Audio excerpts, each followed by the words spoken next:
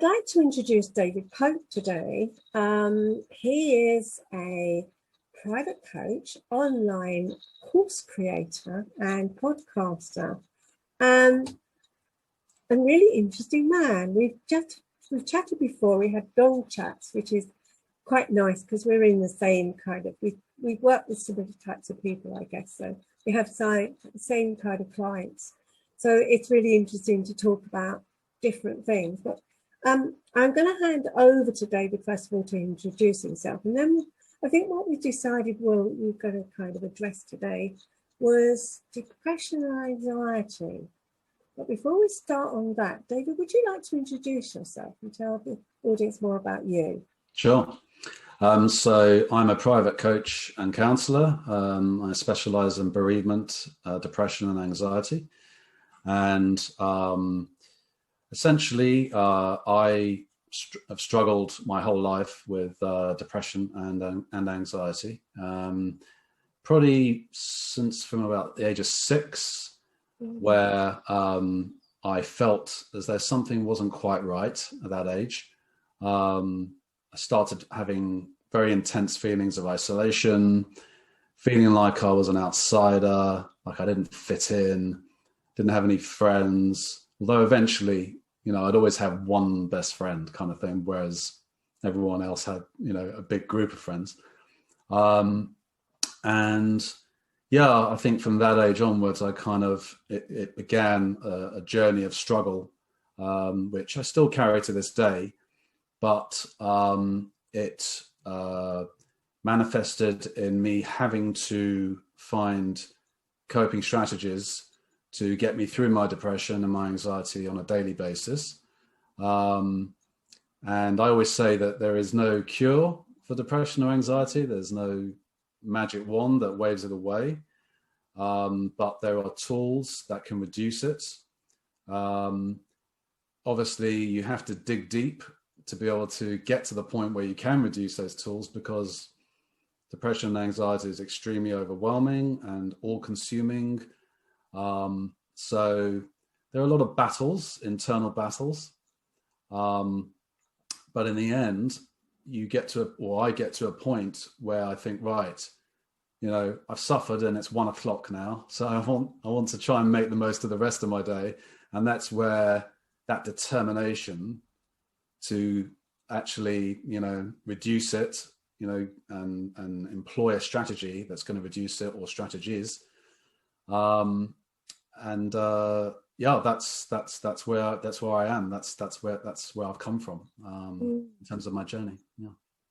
That's given you a lot of your own personal experience to help others now, I guess, as well as, I don't know about you, but I also learn from my own personal experiences, but also from my clients. I think they teach me a lot. Yes.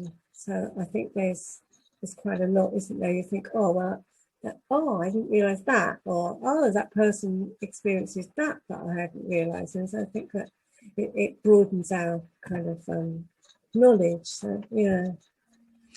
Yeah, it's interesting because every day that goes by, I learn something different. I might learn a new coping technique. And what's really positive about, because, there's a lot of people struggling out there. And I think the one positive that's come from social media is that there are a lot of people struggling. There are a lot of people communicating their struggles. And all it takes sometimes is one person to say one thing, and it might change your whole day. And I've always found that really powerful. Anytime I'm inspired, I write it down, because when depression takes its grip, or when anxiety starts consuming you, you forget everything. You don't have this kind of, oh, right, I've got to do this now, and that's going to reduce. No, it doesn't. For me, it doesn't work like that. For me, I've got to open up my phone, or I've got to open up my journal, and I've got to say, right, okay, I need to do this. I need to do this. I need to do this. So I think part of the challenge in reducing one's mental struggles is you need access to like a list, or you need access to ideas that are just going to essentially change your perception to things. Mm. That's really good as well, because as you say, I think when you get in that situation, I think people forget that, or don't appreciate that their brain takes over, and therefore it's that powerhouse. We're going to end up not being able to think straight, or we're going to feel all that anxiety, or that overwhelming feeling of being low, that we just can't take information in. And I think that's the thing. So writing it down is a great idea. It's a great, having that toolbox on paper. Well, for instance, I see many people who literally don't want to get out of bed. And, if that's the case, then it's a question of, okay, well, why is that? What's going on? So depression is sort of, how I classify it as just a massive feeling of overwhelm. And if you're lying in bed and you're too overwhelmed to face the day or to face your to-do list, what I find is that just being able to just focus on getting out of bed and nothing else. And it's interesting because this is where depression and anxiety meet, because the depression is all about that sense of overwhelm and not being able to face your day. The anxiety is all about the thinking ahead. So they're totally intertwined. And the reason why grounding yourself and to just focus on one thing at a time really works, because if you're just focusing on right now and nothing else, so all I have to do now is get out of bed. Okay, I've done that. And then you focus on the next thing. So that's one example of how, depression and anxiety are under the same kind of umbrella. Yes, that's right. I think I say sometimes, I think it is, if all you can do is get out of bed, if all you can do is brush your teeth, if all you can do is wash your face, if all you can do is have some breakfast, if that's all you can do, that's it, that's enough. And I guess it's we talked earlier about, before we came on air, is that it's on a continuum, depression, isn't it? You can have, I see it as getting up and having that feeling a bit blue, a bit down, to all the way through, right to clinical depression. And anyone who's struggling with it can feel any of that along that continuum. Yeah, I mean, very often there is this misconception that something must have happened to make you feel depressed, or something must, what's making you feel anxious. And for some people, depression is circumstantial. So the things that are going on in your life are fueling your depression, or maybe they've created it. I think in my case, I think mine is a mixture. It's a combination of clinical. So in other words, it's just the way I am. And it's add to that a series of, events that have happened in my life that have exacerbated it. But there doesn't always have to be a reason. And, I know that people that really suffer, the question they hate getting asked is, how are you? How are you feeling? Because it's just an enormous effort to respond to that. And very often, someone will say, well, I'm actually feeling really low right now. And then the response to that will be, well, why? What's going on? And then they'll say, well, nothing specific. I'm just feeling blue.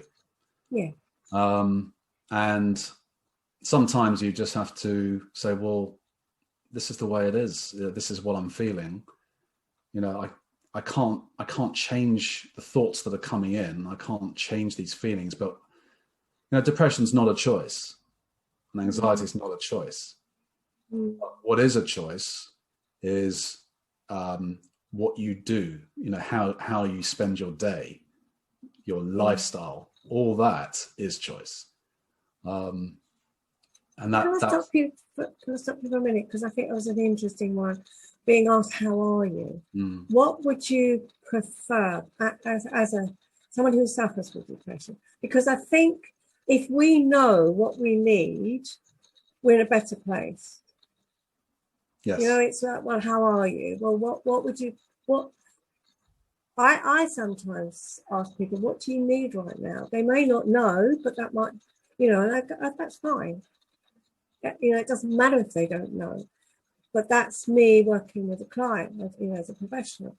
But what would you prefer people said? I think there are two approaches. So some people sometimes I like advice. Okay. And other times I just want to be heard. Okay. And I think that goes for most people.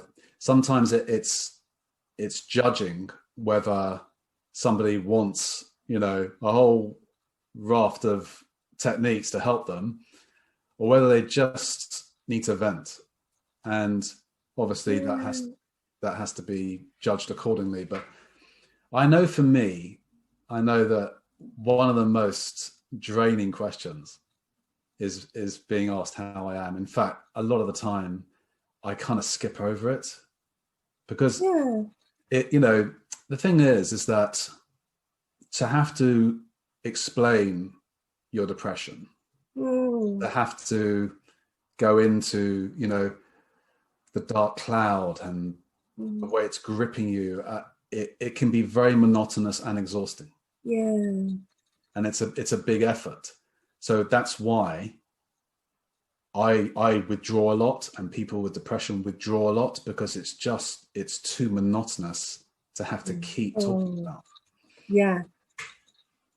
Yeah. And I the only way I can what came to my mind is it's a physical thing, but I suffer with migraines, and people immediately think it's a bad headache. They make that assumption. And they ask me, have you taken anything? At which point I want to poke their eyes out. And I suffered with them for over 10 years now. And I always say, well, I've tried everything apart from voodoo. And I just think that people they want to try and help, like with depression. They want to help. They want to make us better, whatever it is. But you can't be helped. And I think, as you say, it's judging it. And I think if you're being asked, how are you? Then what can people respond with that? Because it is that, isn't it? If somebody's listening and they struggle with depression and they can't cope with being asked, how are you?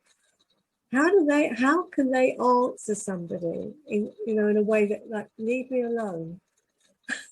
Yeah. How are they going to do that without too much effort? Yeah.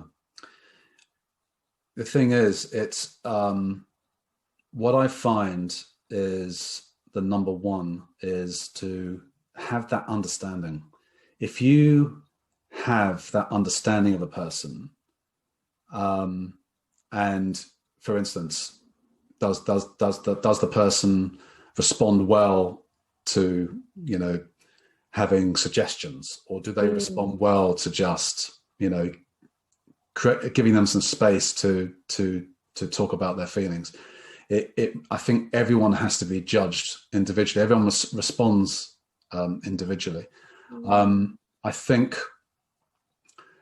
for me, my battles, they're so internal. They're not really, I do talk about my feelings sometimes. I've been in therapy, pretty much my whole life, on and off. And that has been life-saving, I might add, that without that, it'd be a very different story. So reaching out is absolutely critical.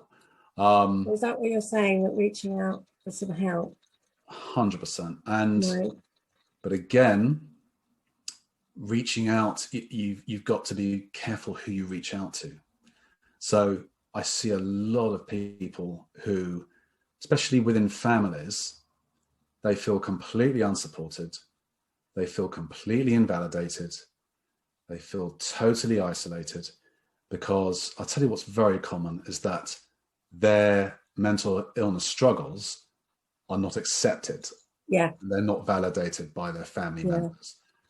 They are, told that they're drama queens or drama kings, that they're, that everyone has bad days, all that sort of thing. I see it all the time. And that's really tough, because not only are you having to cope with your struggles, but you're having to cope with lack of support. Yeah. So what I would say is absolutely reach out, but reach out to people who are going to identify with your struggles. So just be very cautious about who you open up to. Something else very common, and this is amongst teenagers, because teenagers, the numbers are through the roof of teenagers struggling with depression and anxiety. And one big issue for them that I see is that they're confiding in their friends, and a lot of their friends are just, are not being there how they should be there. So again, the person struggling starts to feel just totally on their own. Or the converse of that, I think, is that they will get around others who are struggling too, and that's not being. It can be supportive, but equally they can pull each other down instead of finding empathetic friends, and understandable with adolescents, because they're going through such huge changes. The brain is changing. The brain is still growing, which I don't think a lot of people understand that. Yeah. It's growing till your late 20s, early 30s. So parts of the brain just aren't fully developed. And then you've got that hormonal changes added to it. So it's not surprising that youngsters, they're not going to be the best kind of support in a way. What I find is that different people respond to different strategies. So, somebody, if you say to them, look, can you get out and change your environment, and it just won't appeal to them. It's not something that they're going to do. Whereas someone else, that will really work for them, and that will really resonate with them. So there are so many different coping tools for mental illness, and it's just finding a handful. Again, just doing one thing it might sort of take the edge off, but you need at least a handful of go-to techniques, and you have to find the ones that resonate with you. You have to find the ones that you naturally connect with, or that you could see yourself doing. And I think that is the point, isn't it? And I think just having that tool chest of different techniques and strategies, whatever they are, and then you could pull them out. Well, I give that a try. Well, no, that one doesn't work. Yes. Not working today, or that might work tomorrow. We don't know, as you say, because thought of going out on one particular day, oh no way, and yet on another day there might just be something, whether a friend connected, or whether the sun's shining, or whatever that thing is, just might make you think, I could try that today. Yes. Yeah, it's like, one of my favorite tools is journaling. I love to journal, and many reasons why it works, but there are people that don't take to journaling. I had somebody say to me the other day, I'm not feeling anything, so how am I supposed to write? What am I supposed to write? I'm not actually feeling anything. So again, it's just finding the right strategy for that person. And fortunately, again, it's taken me a lifetime to discover different things. But the beauty, as I say, of social media now is that those things can be communicated for free. You know, it's all out there. And obviously, you know, mental illness is mental illness, and that's not going away. But thank God there are things you can do. Yeah, yeah, very true. There are great websites, aren't there? I mean, Mind is one of them. I think Yes. the NHS has put out some really good resources as well.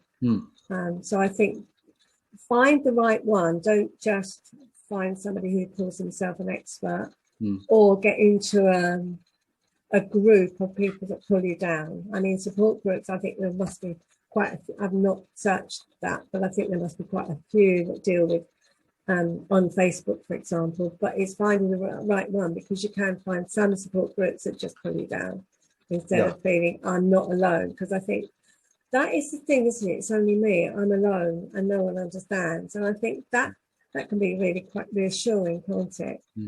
But I think it is just finding the right resources, and not just somebody who claims that they know things and they don't have that real expertise. So search out your expert, real professional. Yeah, there's a couple of things there. I mean, firstly, I totally agree that support groups can be, you know, can sort of add to your feelings of depression or anxiety. At the same time, you know, if you are feeling invalidated and you're feeling unsupported and you're feeling isolated, it is one way of just, you know, I mean, just by simply hearing someone's story can create such a healing effect within you. Because as you're hearing that story being recalled, you're just thinking, this is me, you know, and that eliminates that kind of feeling of isolation. But I totally agree with you in what you know, you do have to kind of, you know, you don't want to make that your only focus, you know, just sort of join support groups. No, absolutely not. I would say that trying to find something that just makes you feel good, that just makes you smile, you know, even if it's just a sunset or sound of the rain, anything that, you know, can just give you a bit of relief, even if it's for 5 minutes. I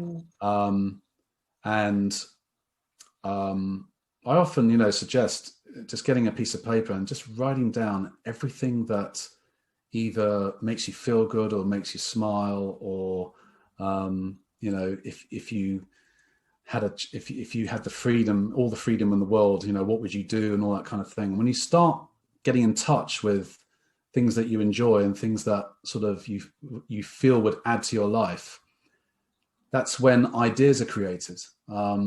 Because the most common theme amongst people who struggle with mental struggles is a lack of purpose and a lack of passion.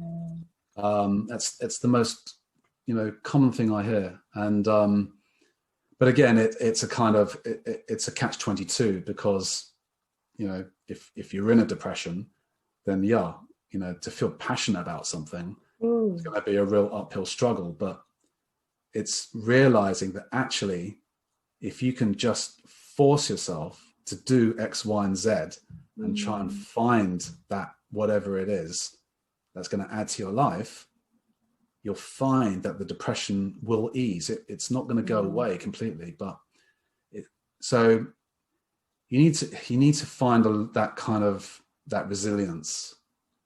Yeah, it's so debilitating, isn't it? I'm recalling I've had one bout of depression that lasted about 6 months. I was very fortunate that I haven't got a lifelong, not chronic, but situation for me. But I can recall that it was hard to get out of bed, but I managed to get to work. I was working part-time. I managed to get through that. It was about the only thing that sustained me, really. I have to go to work. But after just a few hours, when I got back, I was absolutely, completely, exhausted. Yeah. I was shattered. I couldn't think any more than that. I just lay on the sofa and that was it. But I knew I couldn't do anything at all. I wanted to, but then I remember being so awful to my husband because he would do things, but I felt he wasn't doing it the right way either. So it manifested itself with me being irritable and very critical of him. Poor guy, he must have been absolutely distraught. But I just bringing that out because I think just noticing how it affected me in that way. I mean, fortunately, I took some antidepressants for a while. That helped. And again, I think medication can help, but again, you've got to test the different things. You know, clients, some will work for one and they won't for another, and it can help lift the mood. Yes. But again, it's something you've got to figure out with your GP. I think very much so. And if you don't want to take medication, then that's fine as well. You know, I would say, well, just go and talk to your GP. You don't have to. You don't have to take medication. But for me, it did help. But just that sense, it was coming back to me as we were talking, how it just emotionally and physically draining. It wasn't just feeling low. It was dragging myself around. Depression, you know, is, even though, well, they say, you know, it's in the brain. It's not. It's you know, it affects your body to such an extent where if one is having a really, really bad day with it, you're completely depleted of energy. Completely. So, and that is why that, you know, physical strategies, practical strategies, which involve movement, which involve some sort of movement, aren't always the go-to. But fortunately, there are a lot of cognitive exercises you can do which don't require that physical exertion. But yeah, I mean, you know, the depression, you know, very often people will say, you know, I'm exhausted and I have no energy, and that's depression. Yeah, exactly. And I think people just don't realize how much, you know, the mind and the body are connected. We can't separate them. You just can't. And I think people don't get it. I'm often talking about it, but yeah. And that's why I suppose I just wanted to give listeners that little kind of example of what I went through. But I was also fearful for very many years after that of actually having another bout of it, because the only way I could describe it was that it was like sitting on the edge of a well, this deep black hole, and if I just moved in the wrong direction, I would go down there and never come back out. That's a very good description. I mean, you know, the thing is that when you have severe depression, it requires you to be really brave. You know, you have to be really, really brave, because to get through the days when you're struggling with depression, it's hard. I mean, it's a real battle. There's people out there that are really struggling, but you know, what I would say is that the good news is that there are things that can help, and you know, I'm living proof of that. I would not be here today if I didn't have the strategies I have. But I think it's having that awareness. If you're not aware that there are things that are going to reduce it, then I think that's half the battle. You know, knowledge is power. Yeah. Right. And that couldn't be more prevalent with depression and anxiety. It really couldn't. When you have the knowledge about how to reduce it, and I always say reduce, because if even if you can reduce your depression or anxiety by 25%, that's massive, absolutely massive. And it doesn't sound a lot, but it's the difference between lying in bed and getting on with your day. That's huge. And there are a raft of things you can do. So, you know, my heart goes out to people. It really does, because when you're experiencing it yourself, you just feel it. You know, you feel other people's pain. You can just totally identify with it. Yeah, yeah, exactly. Well, yeah. So, what is one thing you would suggest that people could take away with them? What is one thing that someone could put into action right this minute? Well, the thing about being overwhelmed with depression or anxiety is that all the focus is on you. All the focus is on your depression and your anxiety. And for me, one of the top ways through that is to create some space just for those thoughts that are going on in your head, or just that total feeling of overwhelm. And for me, just change your environment. Just, if you can, get out the house.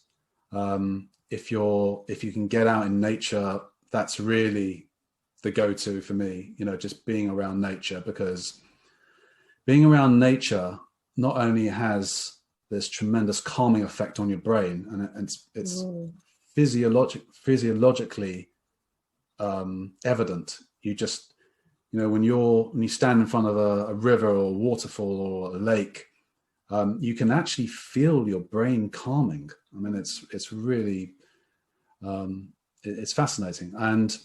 But just if that's not possible, if you're just able to get out, what you're doing is you're just giving yourself a bit of a break. You're just, you know, allowing yourself to just breathe for a few minutes.